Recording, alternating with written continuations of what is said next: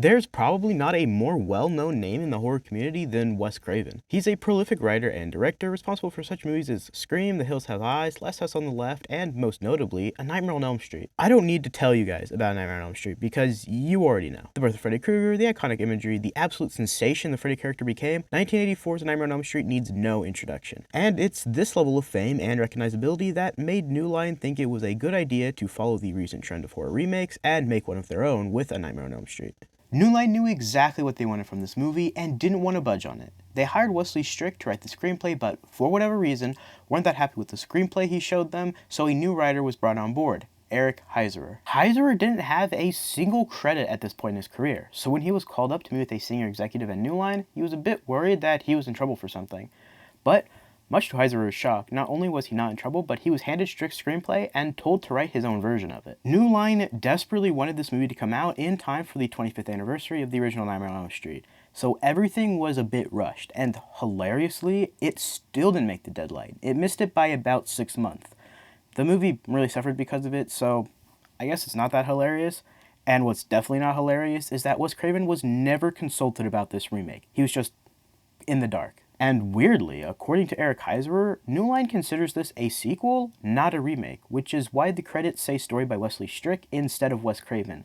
To be honest, I think this was done so that they wouldn't have to give Wes Craven any money, which, if that's true, is just wow. Like everyone expected, the Nightmare remake was a studio film from the ground up. They knew exactly what they wanted this movie to be and made sure that that was the movie that was made. In an interview with Bloody Disgusting, where I got a lot of my information from, Heiserer stated, "I was under a lot of pressure for sure.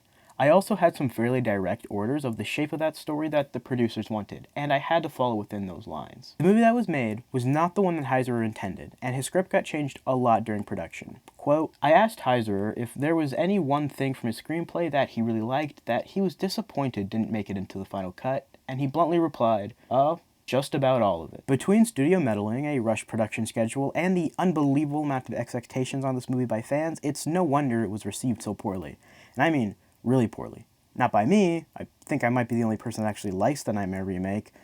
Please tell me if there are any more of you out there. It's lonely on this hill. As much of a mess as you can say this movie is, there's no doubt that there was some passion behind it. From the writer Eric Heiserer, who really did want to write something interesting and different, to the director Samuel Bayer. Bayer was very committed to making a good Nightmare movie, and he wanted to take this opportunity to address some of the issues that he had with the original. Nightmare on Elm Street is, to this day, Samuel Bayer's only film credit. The rest of his very prolific career is as a music video director. He has directed a lot of iconic videos like Smells Like Teen Spirit, Welcome to the Black Parade, and a bunch of Green Day. Honestly, I think Bayer did a pretty good job with A Nightmare on Elm Street. He and many others were under a ton of pressure, and probably no one more so than the actor for Freddy himself. In 2009, Jackie Earle Haley was given a monstrous task: take up the role of Freddy Krueger after Robert Englund. I think he did a pretty good job with the material he was given, but it will never not be hard to picture anybody other than Englund in the role, and everyone knew it. On April 30th, 2010, the world would finally see what this non-Robert Englund Freddy could offer. Did this remake deliver on making Freddy a semi-grounded and truly terrifying villain? Welcome to Lore Breakdown. Today's episode is all about the remake Freddy Krueger. Stick around. Remember me?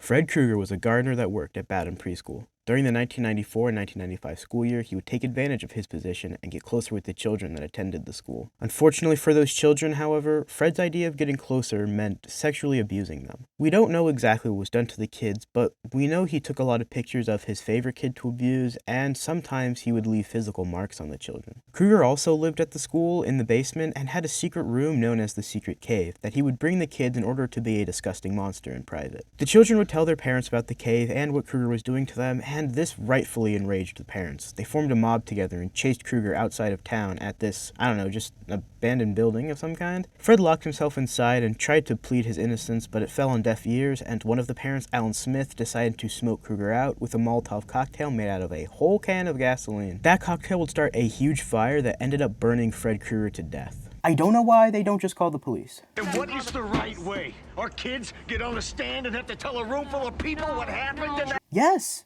That! Exactly! This accident would leave Fred horribly burned. Obviously, dude was in a fire.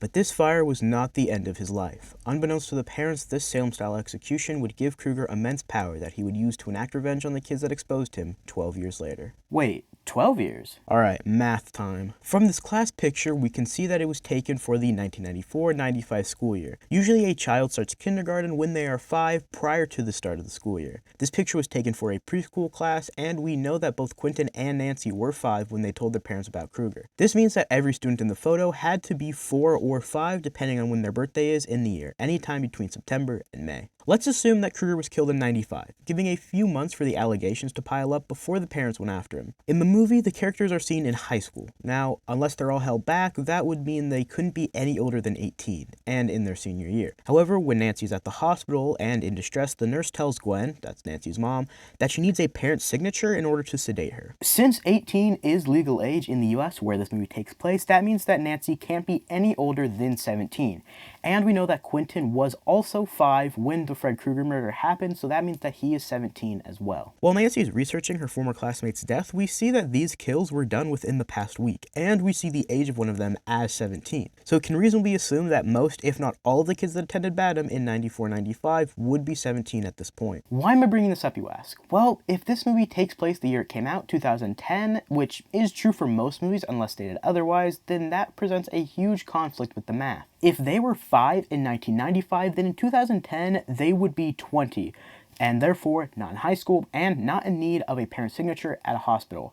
I spent way too much time figuring this out, but running the math, that means that this movie would have to take place in 2007. But I can't help but ask, why? Why does this movie take place 3 years before the current year? Why couldn't they have just changed the school photo to be 97, 98? The answer is probably just nobody cared. And they probably didn't expect anybody to find it out either, but I did, and I wasted an hour of my life doing so. Anyway, in 2007, 12 years after his death, Fred Krueger came back with a new name, Freddy. How long did it take you to come with that one, Fred? But more importantly, he had some new powers. Some new, terrifying powers. After his death, Freddy Krueger would somehow be granted with the power to live inside and control people's dreams. The most interesting thing I found out while making this video is that, potentially, the dream world is just one big realm and not like an individual place for every person. In the finale, Nancy falls asleep to try to bring Freddy into the real world, and Quentin is supposed to stay up and keep watch. But Quentin falls asleep and ends up in the boiler room exactly where Nancy currently is. And on top of that, while Freddy is beating up Quentin, we can actually hear Nancy call for Freddy from another part of the boiler room. I never really paid attention to this before, but it's weird. It implies that Nancy and Quentin are in the exact same place, but they're both dreaming separately. This isn't a dream warrior situation. You know, I'm probably reading too much into it. Let's move on. Upon falling asleep and dreaming, Freddy Krueger now has complete control over you. Where you are, what you wear, and worst of all, if you live or not. Any injuries you sustain in your dream will carry over when you wake up. And if you die in your dream, you die for real. These are his obvious powers, but they have some side effects that end up greatly benefiting Freddy. The first is causing sleep deprivation, which greatly weakens his targets and will eventually force them to sleep even when awake. Look, we're running out of time. What do you mean? Well, it says nightmares are triggered by the belief that the dreamer has no control and this can cause insomnia. But then it says at the 70-hour mark, the insomniac will begin to experience micronaps. His brain will begin to shut down its functions for several seconds in an attempt to recharge itself. This basically means that you're dreaming, but you don't know it. Even if you're awake. This will also force a victim into a coma, meaning they have no chance of escaping Freddy. And then it says that after that, your brain will shut down, inducing a coma. Just permanent sleep. They're his for as long as he wants. And finally, he can cause intense paranoia. Just another way for him to weaken his victims and play his sick, twisted game. I don't know what's real anymore. You already know that when Fred Krueger was alive, he worked for Badham Preschool as a gardener, and that he would bring the children that attended the school into a hidden room of the school's basement to molest them. Man, this version of Freddy's so gross. That same basement is where Freddy built his finger knife glove, and I guess tested it on one of the children, Chris Fowles. Freddy did horrible things to all the children, but his favorite was 5-year-old Nancy Holbrook. This new version of Freddy is a lot more serious and darker than what Robert Englund's Freddy became, but he still cracks a few jokes. He's just a lot more subdued about it. I was just patting him. Turns out memories fuel him or whatever, and you can only kill him if he's brought into the real world, which is exactly what happened. He gets his throat cut wide open and dies. Maybe. There's not a body anywhere. And since there will never be a sequel to this movie, I'm fairly confident of that, we'll just say he did die, because honestly, there's no reason why he shouldn't have. I'm gonna be honest with you, there just aren't that many fun tidbits about this version of Freddy. That's pretty much everything that I found, and the only other one is, well, this. Did you know that after the heart stops beating, the brain keeps functioning for well over 7 minutes? We got 6 more minutes to play. This is weird. Dude's dead, but I guess can still dream? Unless this is an alternate realm like I proposed earlier, in which case, are those Dean and Chris's actual bodies hanging up there, or are those fake dream bodies Freddy planted to mess with Jesse? I'm not even sure I need this section. I mean, everybody knows what Freddy looks like, but whatever. The Freddy Krueger in this remake is almost identical in appearance to Robert Englund Freddy. The biggest changes are in his face and his sweater. Robert Englund's Freddy looked like melted cheese with a lot of exposed pink bits and stretchy looking skin, whereas this Freddy was made to resemble an actual burn victim. His face looks a lot drier, it's not as colorful, and he's even missing a chunk of his cheek. Now, for the sweater, it's just full of holes and tattered. Like I said, this is a very similar look to all of the other Freddys. And now that we are all familiar with this version of Freddy Krueger, let's move on to his story and his kills.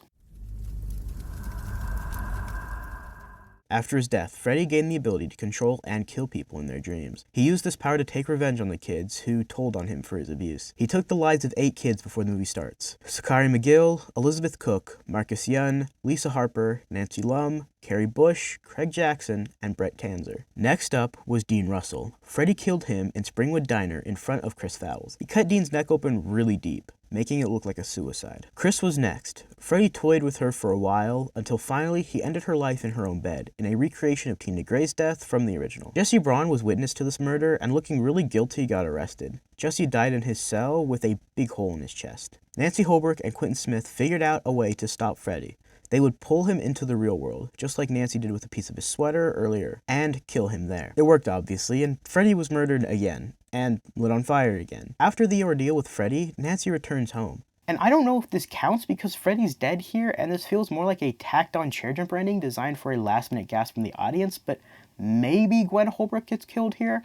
I'm gonna say she doesn't, and if a sequel was ever made, I guarantee you they would have ignored this scene. That means Reboot Freddy managed to nag himself 11 kills. 12 if you want to include Nancy's mom, but I don't think that counts. But hey, 11 ain't bad, so good job, Remake Freddy. And that's it for this lore breakdown. Don't worry, I have plans to make a lore breakdown on OG Freddy. Hopefully it comes out by the end of this month, but it might be November depending on how long it takes me to make the video. The next lore breakdown is going to be on the recent Michael Myers timeline, the original and the Blumhouse trilogy, so keep an eye out later this month for that. Follow me on TikTok at LifelongFanboy and check out my gaming channel, Lifelong Gamer. I do mostly Dead by Daylight stuff over there, so come stop by. I'll see you tomorrow.